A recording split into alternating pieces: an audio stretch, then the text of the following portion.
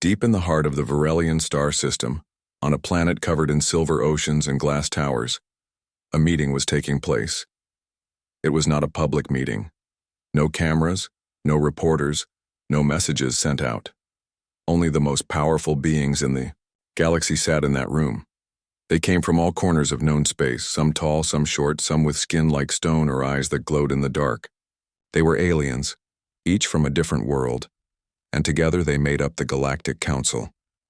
They had come together for one reason: to talk about humans, not about trade or culture or science. They were there to talk about why humans were not allowed to fight in wars. It was an old rule, older than many of the council members. The law said that no human soldier could take part in any interstellar war, not as peacekeepers, not as allies, not even as mercenaries. If a human showed up on a battlefield, their presence alone could get the whole war declared illegal. Most of the younger council members didn't understand why this rule existed. Some thought it was unfair, others thought it was outdated. But the oldest among them, the gray-skinned elders of the Thalvarin race, sat quietly remembering what happened long ago. A young Zarni diplomat named Riva Kell spoke first. She had 4 arms and voice like wind through trees. She asked, "Why do we still keep this rule? Humans are peaceful now. They trade with us. They learn from us. They even help us solve problems. Surely it is time to let them stand beside us." Others nodded. A few murmured in agreement. Then, from the far end of the room came a slow, deep voice. "Because they are dangerous," said Thalvarin Elder Varos. His voice was soft, but it carried across the room like thunder. He looked at the others with tired, glowing eyes. "You think you know war," he said, "but you do not know the kind of war humans bring." Silence fell over the room. Varos leaned forward. His body was thin, his skin wrinkled like dry leaves, but his mind was sharp. 200 years ago, he said, humans were new to space. They had just joined the Galactic Union. They wanted to prove themselves. So when the Arcanian conflict broke out, they asked to join the peacekeeping force. He paused. We let them. There was a quiet hum of surprise. Some council members looked confused. "What happened?" asked a young Lyrian woman. Varos closed his eyes. "They ended the war in 3 days. Many in the room blinked. 3 days? Someone repeated. Varos nodded. The Arcanian War had lasted for 6 years. Millions dead. Entire worlds burned. And then, humans arrived. Within 72 hours, the enemy surrendered. Not because they were beaten, but because they were afraid." He opened his eyes. They did not fight like anyone else. They did not follow rules. They did not wait for orders. They moved fast. They changed plans every hour. They used tricks, lies, fear, and machines we did not understand. He looked around the room. And when it was over, the leaders of both sides said the same thing. Never again. Not because they hated humans, but because they understood something we had not before. He took a breath. Humans do not fear war. Someone laughed nervously. Of course they fear war. All species do. Varos shook his head. No, they fear losing war. But once they decide to win, nothing stops them. Not honor, not mercy, not even death. He looked at Riva Kell. You ask why we keep this rule. That is why. Riva looked down. Her 4 hands clenched slightly. Another member, a blue-skinned Zalari, spoke softly. But that was long ago. Humans have changed. They live peacefully now. Varos gave a small smile. Do they? He asked. Or do they simply wait? Nobody answered. After a long pause, the council session ended. The members left the room slowly, heads full of thoughts. Some still believed the ban should be lifted. Others were not so sure. But none of them would forget what Varos had said.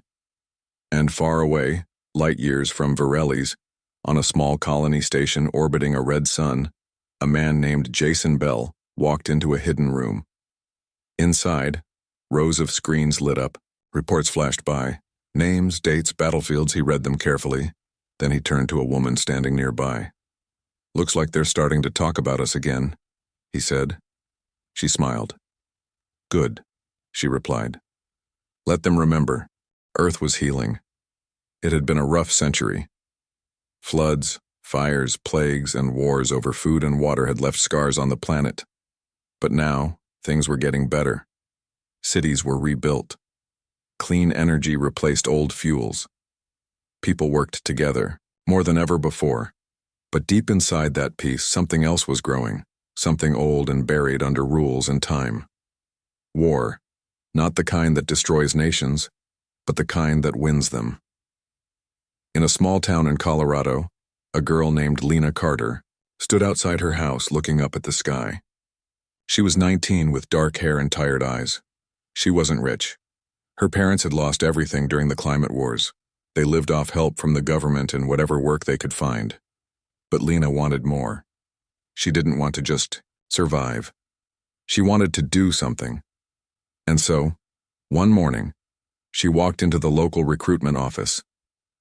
Inside, there were posters on the walls showing soldiers helping people, building schools, protecting borders. It looked noble, heroic. But Lena didn't care about that. She wanted to see what was real, what lay beneath all the talk of peace. The man behind the desk asked her why she wanted to join. I want to know if we're still who we used to be, she said. He raised an eyebrow but handed her the papers. Weeks later, she was on a train heading east toward basic training. She wasn't alone. On the same train sat a young man named Jason Bell. He came from Texas. His father had been a mechanic, his mother a teacher. He had a sharp mind and a habit of asking too many questions. He joined for different reasons. Boredom. Life felt slow. Everything was easy now. No hunger, no war, nothing to fight for, nothing to prove. Or so he thought. When they arrived at the base, they met others like themselves, people who didn't look like heroes from the posters. Some were quiet. Some were angry. Some were curious. They trained hard, ran miles, learned how to shoot, how to move silently, how to survive. But there was something strange about this place. The instructors weren't regular army. They wore plain uniforms with no flags or names. Their voices were calm but always watching. There were rumors, of course, about a secret program. Some said it was about making soldiers faster, smarter, stronger. Others said it was about rewriting how the brain worked, how humans saw danger, pain, death. Lena didn't believe the stories at first, until she was picked. One day, after a long drill, her name was called. Along with 10 others, she was told to pack up and report to a new location. No one asked questions. They boarded a plane with no windows. When they landed, they were in a place unlike any military base they had seen. Everything was white, smooth, silent. Computers watched them. Robots moved through the halls. Doctors with cold eyes tested their reflexes, their memories, their reactions to fear. They trained harder than ever. But it wasn't just weapons or tactics. They were taught to think differently, to break rules, to win no matter what. One night, Jason found Lena sitting by a window looking out at the stars. You ever wonder, he said, what happens if we're not meant to come back? She didn't answer right away. Then she said, maybe we're not, he frowned. Then what are we? She turned to him. Something new. Months passed, then years. The world outside kept moving forward. Peace talks, space colonies, trade deals. But in hidden labs and secret bases, something else was being built, something the galaxy would one day fear, and Lena and Jason were among the first. They didn't know it yet, but they were becoming the reason for a rule that would last centuries. A rule that said, humans must never go to war, because when they do, nothing stops them. Not honor, not mercy, not even death. Space was big, so big that most people on Earth still thought of it as empty. But it wasn't. Not anymore. Humans had left their planet. They had built ships, stations, and small colonies on Mars and Titan. They had started talking to others, beings from other worlds, with strange shapes and stranger ways. One of those species was the Karathi. They were tall, with thick skin like armor and voices like thunder. They lived by rules. Rules about battle, about honor, about who could fight and how. They didn't trust humans at first. But after years of careful talks, they agreed to let a human peacekeeping force help during a civil war between two rival clans. The fighting had gone on for too long. Cities burned, families fled. The Karathi leaders wanted it to end. And so, a small human unit was sent. Among them were Lena Carter and Jason Bell. They arrived on the Karathi homeworld, Viktar, with 20 others. They wore dark uniforms and carried weapons unlike anything the Karathi had seen. Their mission was simple: stop the fighting. But what stop meant? Well, that depended on who you asked. At first, things went okay. The humans trained with the Karathi soldiers. They shared food, stories, and tech. Some of the younger Karathi liked the humans. They were fast, funny, and always seemed ready for anything. But then came the attack. A rebel clan, the Red Talon, ambushed the capital city under cover of night. They used old ships and stolen weapons, but they moved fast and hit hard. Within hours, half the city was burning. Karathi warriors rushed to defend, but they were slow. They followed strict plans, moved in lines, fought like they had been taught, for generations. It wasn't enough. Then the humans stepped in. Lena led a team of 6 into the heart of the battle. They didn't line up. They didn't wait for orders. They split into pairs, moved through smoke and fire, and took out enemy positions one by one. Jason hacked into the rebels' comms and fed them false reports. He made them think they were surrounded. He made them panic. Within 2 hours, the attack collapsed. The rebels ran or surrendered. The battle was over, but not everyone cheered. In the days that followed, the Karathi leaders held meetings. They thanked the humans, but their eyes were cold. "You did not fight like warriors," said one elder. "You did not follow the code." Lena looked at him. "Our job wasn't to fight like you. Our job was to win." The elder didn't answer. Later, in private, the Karathi generals talked. They were confused, impressed, afraid. They had never seen anyone move like that. No rules, no signals, just speed, surprise, and fear. "They don't care about how they win," said one officer. "Only that they do," another nodded. "And they win fast." Word spread quickly across the Karathi world. The humans were not like others. They did not fight with honor. They fought to end things, and they did it without hesitation. Some called them clever. Others called them dangerous. None of them trusted them again. Back on Earth, the government got reports from the mission. They weren't surprised. They had built Lena and Jason for this, trained them to adapt, to break rules, to find the fastest way to victory. And now the galaxy was starting to see what they could do. Weeks later, the Karathi Civil War ended. The two sides signed a treaty, not because they wanted peace, but because they feared what would happen if the humans stayed involved. Lena and her team returned to Earth. There was no parade, no speeches, just a quiet landing and a ride back to base. As they walked through the halls of the training facility, Jason looked at Lena. "Do you think we helped?" he asked. She thought for a moment. "We stopped the war," she said. "But I don't think they liked how we did it." He nodded. "Maybe they should have thought about that before they asked us to come."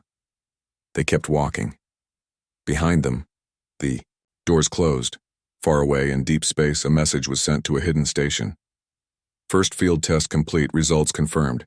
Humans are effective beyond projections." No one on Earth knew it yet, but the galaxy had seen what humans could do, and some beings already knew the truth. Humans didn't just fight wars. They changed what war meant. And once you see that, you can never go back. After the Karathi conflict, word spread fast, not just among governments or military leaders, but across species, across systems. The humans had done something no one expected. They hadn't just won a battle, they had broken it, and they did it in a way no one could predict. Soon, other planets began asking for human help, not because they trusted them, but because they needed results. A mining colony on Threx 9 was under attack by raiders. A peace treaty between two alien empires was falling apart. A war on the edge of Lyrian space showed no end in sight. Each time, the same request came. Send the humans. Lena Carter and Jason Bell found themselves moving from world to world, always with a small team, always with the same mission. Stop the fighting. No details, no limits. Just those 3 words. They didn't question it. They followed orders. And they got results. On Threx 9, they stopped the raiders in less than a day. They didn't fight them head-on. Instead, they hacked into the raiders' ships, made them think their fuel was gone, and when the raiders tried to flee, they locked the exits and waited. The raiders surrendered without a shot fired. On the planet Narex, where diplomats were failing to hold a truce, Lena led a night operation that left both sides believing the enemy had betrayed them. Within hours, both sides begged for peace, not because they wanted it, but because they feared being tricked again. And on the battlefield of Zyros, where 2 armies had been stuck in endless cycles of attack and retreat, the humans changed everything. They dropped fake bombs in the sky to mimic orbital strikes. They used old tech to make it look like reinforcements had arrived. They even rewrote enemy maps so soldiers walked straight into traps they didn't know existed. In just 12 hours, the battle was over. The cost. Low, too low, some said. It was like the humans weren't just winning. They were playing a game no one else knew how to play. Back on Earth, reports came in daily. Government officials read the mission logs with quiet pride. They had built something new, something powerful. But off-world, the reaction was different. Alien generals started calling meetings behind closed doors.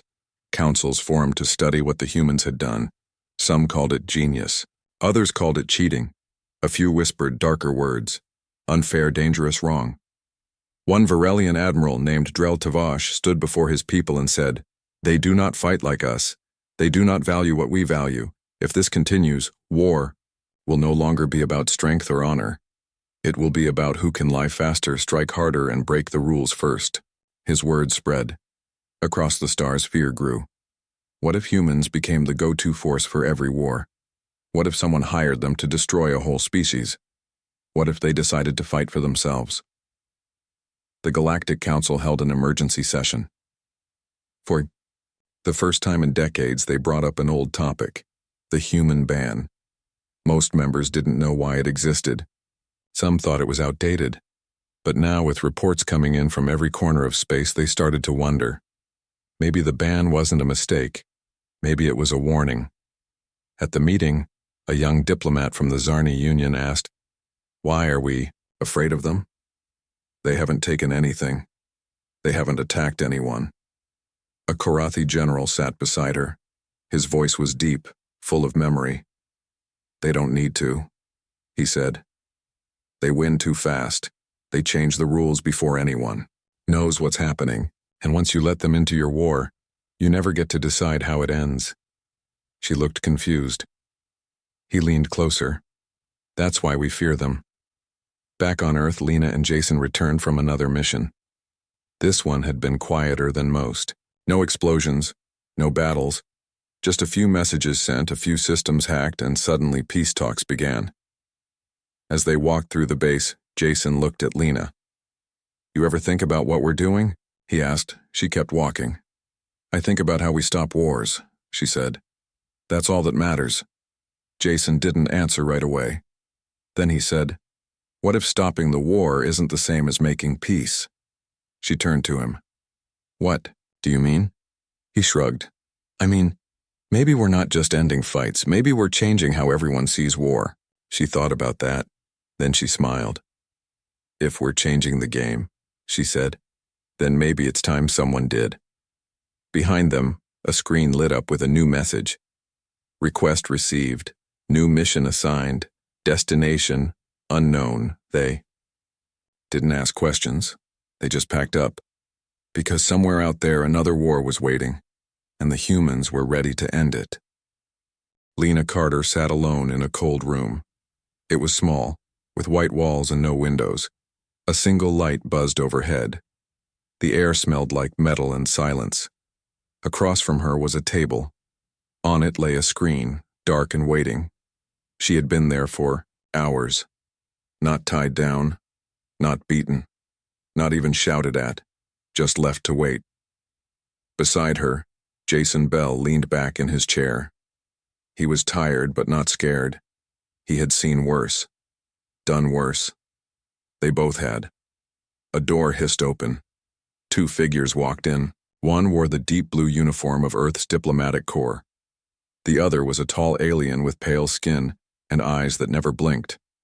Varelian, one of the oldest species in the Galactic Union. They sat without greeting. The Varelian spoke first.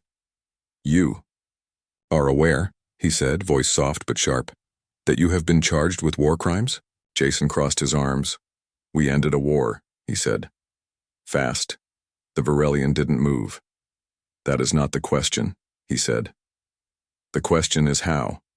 Lena finally looked up. "We did what we were told," she said. "Stop the fighting.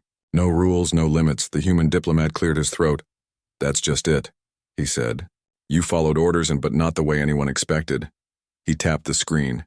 It lit up. Footage played. Smoke. Fire. Screams. It showed the moon of Zyros. The final battle. Lena's team moving through the ruins, fast and silent. Explosions went off where no enemy had been. Enemy ships self-destructed mid-air. Soldiers surrendered before they were even seen. Then came the worst part. Friendly forces, Korathi peacekeepers, were caught in the crossfire. Not by mistake. By design. The footage stopped. Silence filled the room. Jason didn't flinch. "You think we meant to kill them?" he asked. The diplomat shook his head. "No," he said. "I think you didn't care if you did." Lena stood slowly. "We were told to end the war," she said, voice low.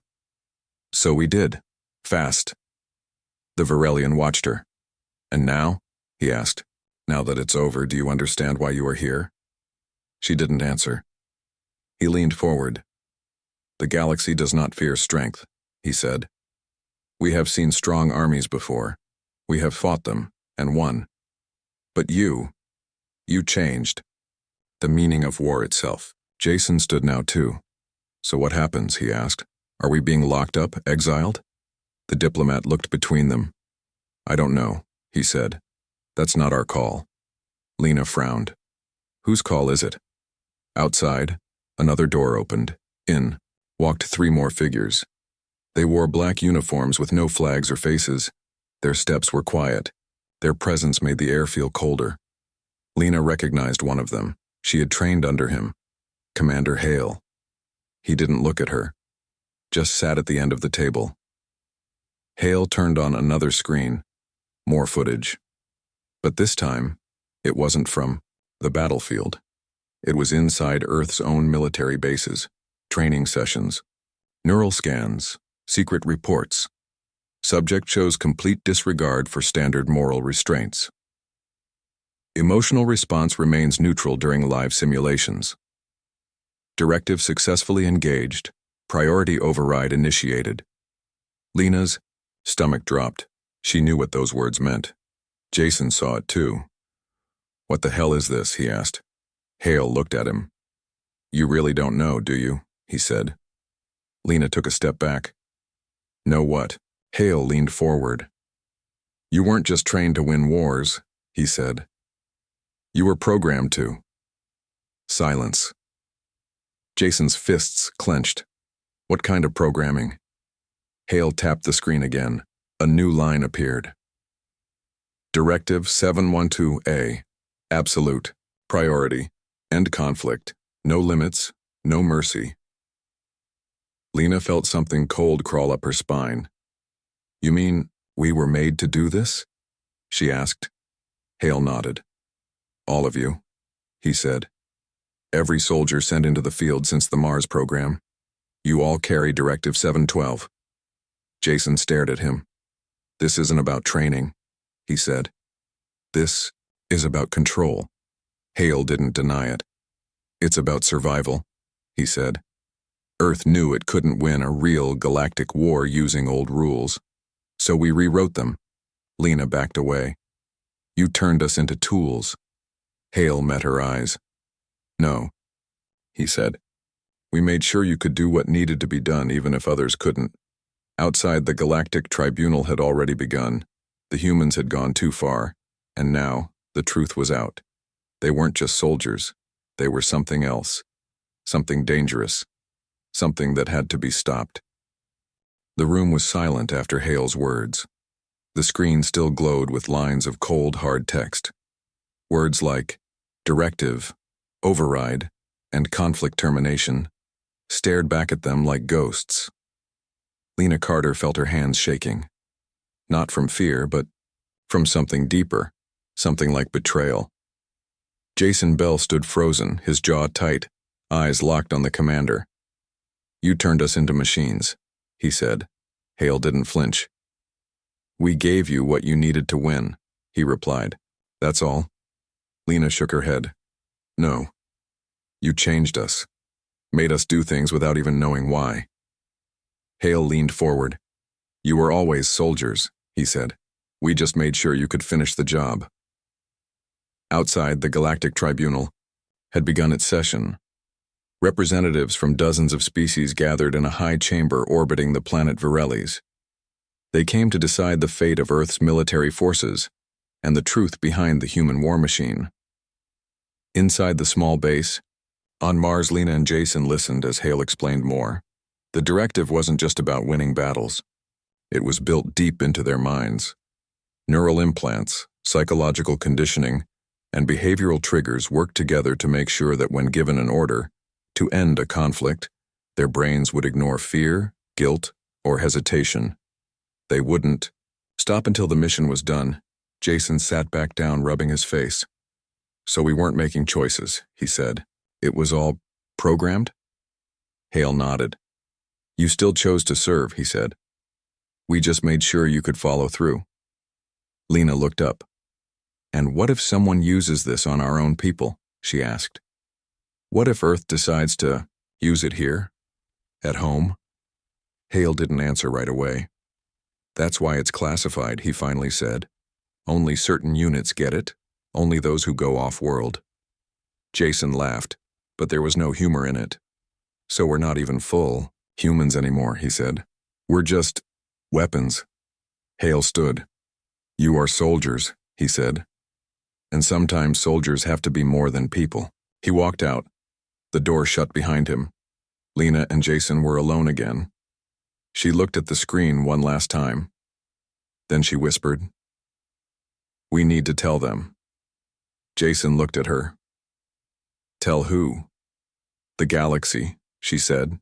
They think we're monsters, that we broke the rules, but it wasn't just us, we were made to do this. Jason thought for a moment. They already hate us, he said. Do you think telling them the truth will make it better?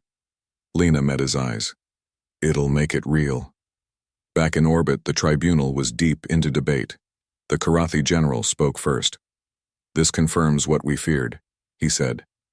Humans do not fight like us, they do not feel like us.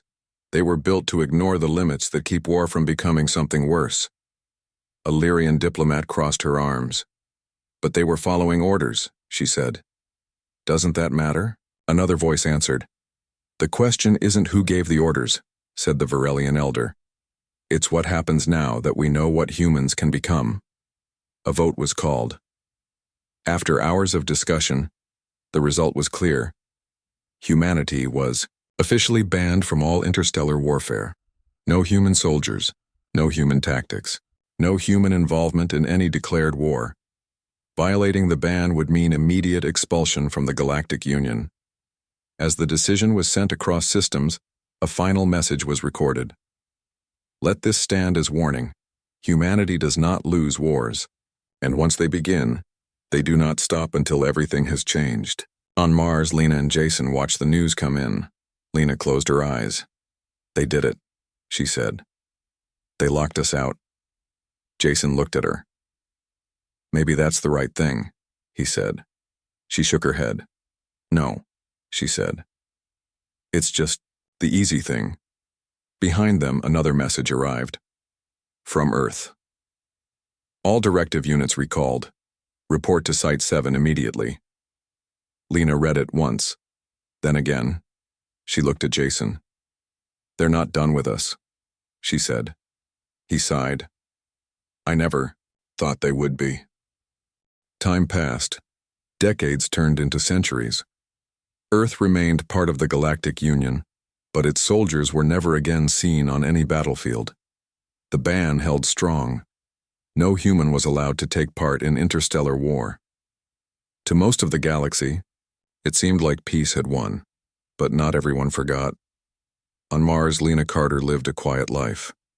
She worked as an engineer for a terraforming crew, helping turn red dust into air and soil. Her name wasn't known to the public. Few knew who she really was. She liked it that way. Jason Bell taught at a small college on Luna. He gave lectures on history, strategy, and the cost of peace. His students thought he was just another old soldier with stories to tell. They didn't know the truth. No one did. Earth kept its secrets well. The directive units were gone, or so the records said. Some were dead. Others had vanished. A few, like Lena and Jason, chose to walk away, but not all of them did. Far from the eyes of the Galactic Council, deep inside hidden bases and forgotten labs, something still moved. Something built to win wars. Back on Varelli's, the Council met once more. It had been over 100 years since the ban was first put in place. Most of the original members were long gone. New faces sat at the table. A young Zarni diplomat named Riva Kell stood up.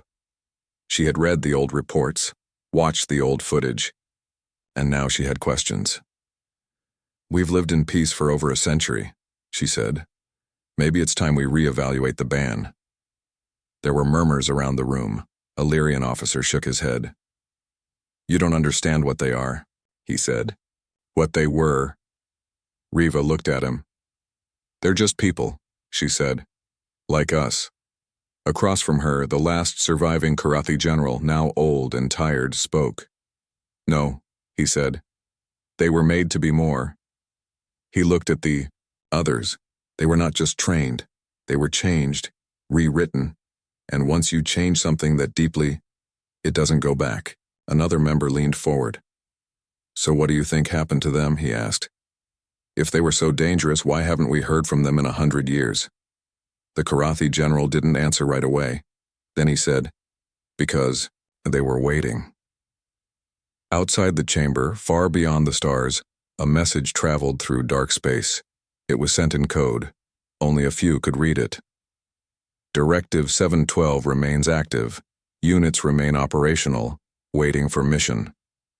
In a cold room on a forgotten moon, a man in a faded uniform watched the message light up on his screen. His name was unknown to the galaxy, but his training had never left him. He looked at the words for a long time. Then he pressed a button. Ready? For orders. Back on Earth, Lena dreamed of fire and silence. Jason dreamed of maps that changed before they could be read. Neither of them knew what was coming, but somewhere, deep in the dark corners of space, the truth was waking up. And the galaxy had never truly been at peace. It had only been holding its breath, waiting, just like the humans. War came again, not on Earth, not this time. It started far away at the edge of known space, between two old enemies, the Zarni Dominion and the Lyrian Union. For years they had fought over border worlds, trade routes, and ancient grudges. At IE, first it was small, skirmishes, raids, lost ships. But soon the fighting spread. Planets burned. Millions died. Peace talks failed. Sanctions did nothing. And as the war dragged on, both sides began to lose more than just soldiers. They lost hope. Then came the idea, a desperate one. What if they asked for help? Not from another army, not from diplomats or spies. From humans. Back on Varelli's, the Galactic Council met in secret. The request had come through unofficial channels, but it was clear. Someone wanted to break the ban. Riva Kell stood in the center, of the chamber, her voice calm but firm. "We cannot keep losing people," she said. "If humans can end this war fast, then we have to try." A Karathi officer across from her shook his head. "You don't understand what you're asking," he said. "You think they will bring peace, but all they bring is ending." Another council member, a blue-skinned Zalari, looked at the reports. "They haven't broken the ban in over a century," he said. "Maybe they've changed." The oldest member in the room, a Virelian elder named Varos, spoke softly. "No," he said. "They've only been waiting." The vote was close, but in the end the answer was no. Human soldiers would not be allowed near the war. The ban remained, but bans are made by laws, and laws do not always stop what moves in the dark. Far from the eyes of the council, deep in a hidden base orbiting a dead star, a message lit up on a screen. "Request approved. Prepare the units." Across the room, a group of men and women stood in silence. They wore no flags, no names, no history. They were human, and they were ready. One of them, a woman with short hair and sharp eyes, stepped forward. She read the mission file, then she turned to the others. "They think they can control us," she said. "They think we need permission." A man beside her smiled. "They forgot who we are." He tapped a button. Ships powered up, weapons loaded, orders sent. No flags, no parades, no goodbyes, just movement. Fast, quiet, final. Days later, the war changed. The Zarni lost 3 fleets overnight. Not to battle, but to sabotage. Their navigation systems told their ships to jump into stars. The Lyrians found their command centers empty, not destroyed, just gone, as if they had vanished. Then came the strikes, small, precise, untraceable. Supply lines cut, leaders disappeared. Entire armies woke up to find their weapons wouldn't fire. Fear spread faster than bullets. On the battlefield, soldiers stopped fighting. Not because they were beaten, but because they didn't know who they were fighting anymore, or why. The war was ending, but no one knew how. Back on Virelis, the council met again in panic. "They broke the ban," Riva whispered. Varos sat still, watching the reports come in. "No," he said. "We broke it." She looked confused, he explained. "We thought we could lock them away, that if we never used them, they would disappear." He looked at her. "But fear doesn't go away just because you ignore it." He turned to the others. "They never needed our permission." Outside the chamber, the galaxy watched in silence. Cities that had burned for months now stood still. Treaties were signed within weeks. The war was over, but no one celebrated, because no one knew exactly how it had ended or what had walked through the shadows to make it happen. Back in hiding, the woman with sharp eyes closed her file. She looked at the others. "Mission complete," she said. One of them asked, "Do we go home?" She smiled. "No," she said. "We wait." Somewhere far away, a message traveled through space. "Operation successful. Units remain active. New targets await." And in the silence between stars, the truth remained. Humans didn't start wars. They ended them. And once they began, nothing could stop them. Peace returned to the Zarni-Lyrian war zone, but not the kind anyone had hoped for. It was quiet, fast, and cold. Not born from understanding, but from fear. No one knew exactly what had happened. Only that the war ended too quickly. That leaders vanished. That weapons stopped working. That soldiers woke up one day and realized they no longer had an enemy to fight, because there was nothing left to fight for. Back on Virelis, the Galactic Council sat in silence after reviewing the reports. They didn't need proof. They already knew. Humans had been there. Not official soldiers. Not government agents. Just ghosts with orders and the will to follow them. Riva Kell looked at the others, her voice low. "They did it again," she said. "Even without our permission." A Karathi officer leaned forward, his voice full of old pain. "We were fools," he said. "We thought we could lock them away, but all we did was make them better at hiding." Varos, the oldest among them, closed his glowing eyes. They never needed our rules, he said. They only needed a reason. Across the chamber, a Lyrian diplomat shook her head. But why now? She asked. Why break the ban if they weren't even part of it? Varos opened his eyes. Because the galaxy forgot, he said. And when you forget something dangerous and it finds its own way back. On Mars, Lena Carter read the news quietly in her small home. Dust floated in the filtered air. The walls were plain, no medals, no records, just a life lived far from war, but she understood what had happened. She looked out the window at the red sky. They're still out there, she whispered. Jason Bell stood beside her, arms crossed. They never stopped, he said. They just waited for someone to call them again. He remembered the last message he had seen years ago. Directive 712 remains active. Units remain operational, waiting for mission. Now, that wait was over. Far from the eyes of the Council, deep inside a hidden station orbiting a forgotten moon, a new team gathered. They were young, trained, silent. They had never met Lena or Jason, never fought in any war. But they carried the same directive.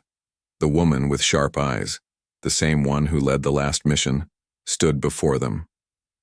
She spoke clearly. You are not heroes, she said. You are not warriors.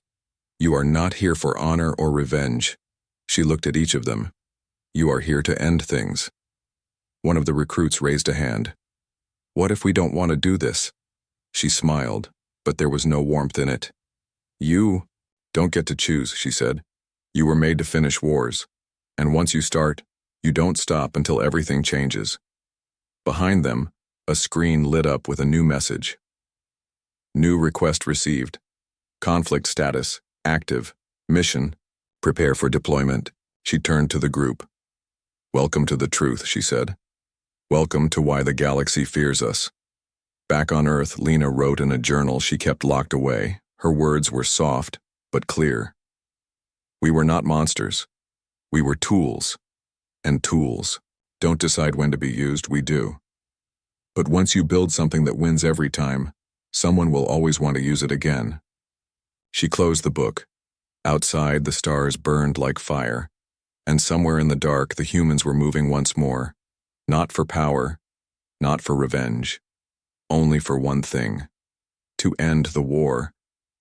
No matter what it took, no matter who stood in their way. And the galaxy, for all its strength and knowledge, still feared one truth above all others: that when humans go to war, they don't just win, they change what war means.